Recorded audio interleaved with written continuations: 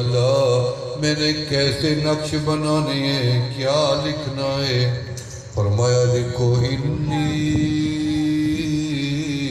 انا اللہ لا الہ الا انا، میں اللہ ہوں اور میرے سوا کوئی الہ بھی نہیں ہو سکتا۔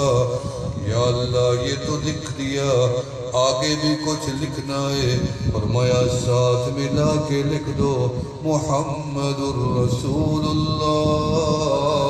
سبحان اللہ، سبحان اللہ کی آواز تو زور سے آنی چاہیے۔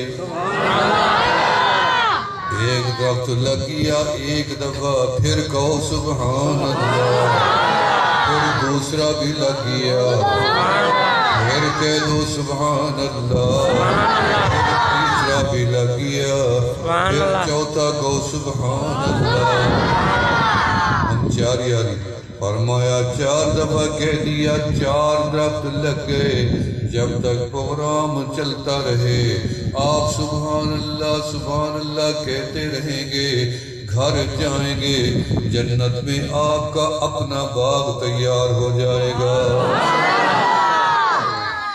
فرمایا رب ذوالجلال نے میرے عرش کو مزین کرو، لا الہ الا اللہ محمد الرسول اللہ۔ تو نے گھر کے دروازے پہ سینریاں لگا دی، مسجد میں لگا دی، دفتر میں لگا دی، تو نے باغات کے نام باغات کی سینریاں لگائی، پہاڑوں کی لگائی۔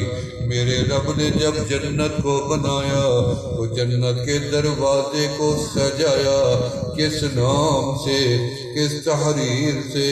فرمایا لکھا ہوا ہے لا الہ الا اللہ محمد الرسول اللہ۔ دروازہ بھی سج گیا، دیواریں بھی سج گئی، درختوں کے پتوں پہ لکھا گیا، تنے پہ لکھا گیا، ٹہنیوں پہ لکھا گیا، جنت کی دیواروں پہ بھی لکھا گیا، جنت میں موجود حور و غلمان